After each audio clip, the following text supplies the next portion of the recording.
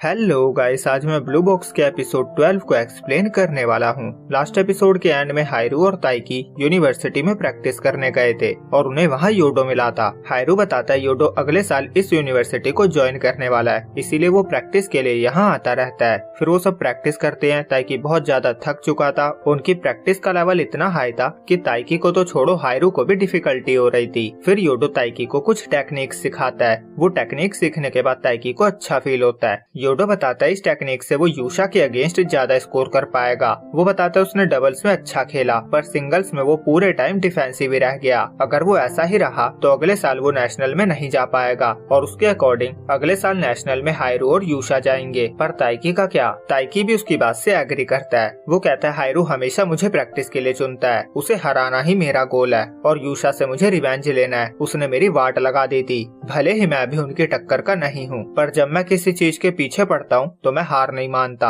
योडो सोचता है ये उन लोगों को चेस करने में लगा है जो इससे आगे हैं और जो जानते हैं उन्हें खुद को कैसे ट्रेन करना है, पर एक अंडरडॉग को जीतता हुआ देखने का अलग ही मजा है। अब प्रैक्टिस के बाद ताइकी की हालत खराब हो चुकी थी। सीनियर्स उसकी तारीफ करते हैं कि उसने अच्छा खेला। हायरू उनसे योडो के बारे में पूछता है। वो बताते हैं वो पहले ही जा चुका है। हायरू सोचता है अगली बार हम नेशनल में मिलेंगे। फिर वो ताइकी से पूछता है वो कहाँ जा रहा है। ताइकी कहता है उसे 6 बजे क्यो से मिलना है। वो फोन देखता है, उसे क्यो का मैसेज आया हुआ था कि वो नहीं आ पाएगा क्योंकि उसे फीवर है। ताइकी सोचता है मतलब मुझे हीना के साथ अकेले जाना पड़ेगा। वो लाल होने लगता है। फिर वो खुद को शांत करता है। वो सोचता है हम पहले भी स्कूल से घर जाते हुए अकेले गए हुए हैं। अगले सीन में वो फेस्टिवल में पहुंचता है। उसे हीना का मैसेज आता है वो लेट हो जाएगी। ताइकी सोचता है उसकी भी प्रैक्टिस थी। तभी उसे चिनात्सु दिखती है, पर जैसे ही वो उसका फेस देखता है उसकी ये गलतफहमी दूर हो जाती है। उस लड़की के बस बाल चिनात्सु की तरह थे। ताइकी सोचता है मुझे तो हार्ट अटैक आने वाला था। फिर उसे कैंडी एप्पल की शॉप दिखती है। उसे याद आता है हीना को वो पसंद है।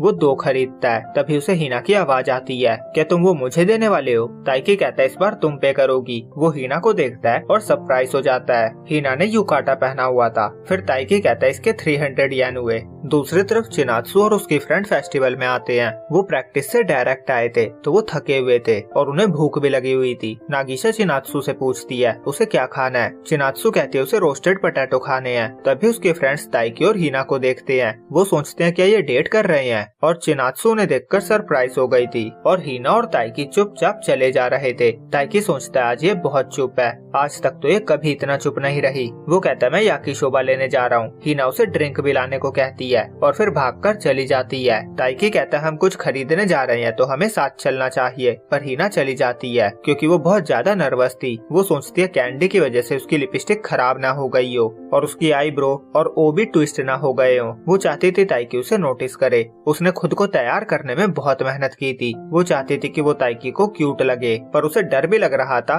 कि वो अजीब ना लग रही हो क्योंकि उसने कभी युकाटा नहीं पहना था, इसीलिए वो थोड़ी एम्बैरेस भी थी। वो चाहती थी कि ताइकी उसे देखे भी और ना भी। अगले सीन में दोनों स्पॉट ढूंढकर बैठ जाते हैं। ताइकी सिचुएशन को नॉर्मल रखने की पूरी कोशिश करता है। वो उससे ड्रिंक के लिए पूछता है पर वो कहती है उसे नहीं चाहिए। वो सोचता है इसे कुछ तो प्रॉब्लम हो रही है। तभी एक मच्छर हीना के पास आता है। वो उसे भगाने लगती है पर वो मच्छर उसे काट लेता है। ताइकी उसे क्रीम ऑफर करता है। हीना क्रीम लगाने लगती है पर मच्छर ने गर्दन के पीछे काटा था तो हीना सही से नहीं लगा पाती। इस तरह उसके युकाटा पे क्रीम लग जाती, इसीलिए ताइकी लगाने लगता है, पर लगाते हुए उसे बहुत शर्म आ रही थी। वो नोटिस करता है हीना के बाल सही से बंधे हुए नहीं थे, कुछ बाल नॉट से बाहर थे। वो पूछता है क्या उसने खुद बाल बांधे हैं? हीना हाँ कहती है। वो पूछती है क्यों पूछा? ताइकी कहता है क्योंकि मैं इम्प्रेस हो गया हूँ। हीना कहती है मजाक कर रहे हो ना? वो पूछती है क्या कुछ बाल बाहर आ रहे हैं? वो चेक करती है और कहती है तुम मेरी झूठी तारीफ क्यों कर रहे थे? ताइकी कहता है खुद से करना आसान नहीं था, तुमने बहुत मेहनत की होगी, मुझे सच में क्यूट लगा। हीना कहती है एक और बार कहो।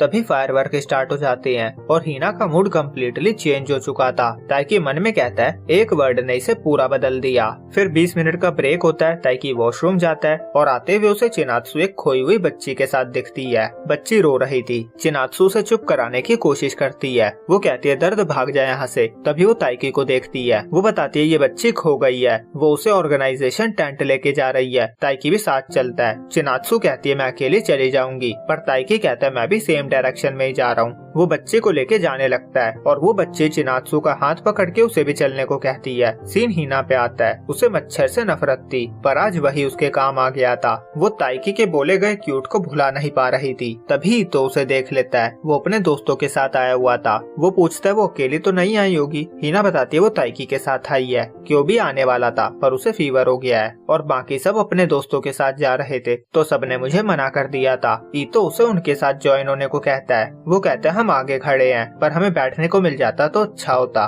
दूसरी तरफ ताइकी किसी लड़की से टकरा जाता है। वो बहुत सुंदर थी पर वो ज्यादा सरप्राइज इस बात से था कि चिनात्सु और वो लड़की एक दूसरे को जानती थी। वो एलिमेंट्री स्कूल से बेस्ट फ्रेंड्स थी। चिनात्सु बताती है ये हार्यू की गर्लफ्रेंड कारेन है। ये जानकर ताइकी को और झटका लगता है। कारेन कहती है तुम कौन हो? ताइकी अपना नाम बताता है। कारेन उसका नाम जानकर खुश हो जाती है। वो कहती है अच्छा तो वो तुम ही हो? ताइकी कहता है क्या हार्यू ने तुम्हें मेरे बारे में बताया? कारेन उसे बताने वाली थी कि चिनात्सु ने उसके बारे में बताया था पर वो चिनात्सु को एम्बैरेस होता हुआ देख लेती है और कहती है हाँ हार्यू ने बताया। उसने कहा था तुम में बहुत पेशेंस है। ताइकी को समझ नहीं आता ये सब कब हुआ क्योंकि उसके अंदर पेशेंस जैसी चीज है ये तो हमें भी आज तक नहीं पता चला। वो सोचता है तो झूठ लग रहा है। फिर कारेन हार्यू के पास जाती है और बताती है उसने चिनात्सु को ताइकी के साथ देखा। कारेन बहुत खुश थी। हार्यू कहते क्या वो दोनों अकेले थे? कारेन कहती है वैसे तो वो 3 थे। ऐसा लग नहीं रहा था कि वो डेट पे आए हैं। चिनात्सु ने स्कूल यूनिफॉर्म पहनी थी और ताइकी मुझे अच्छा लड़का लगा। चिनात्सु को उसे डेट करना चाहिए। हार्यू कहता है अभी वो इन चीजों से दूर है। कारेन उसे घूरने लगती है। हार्यू कहता है क्या हुआ?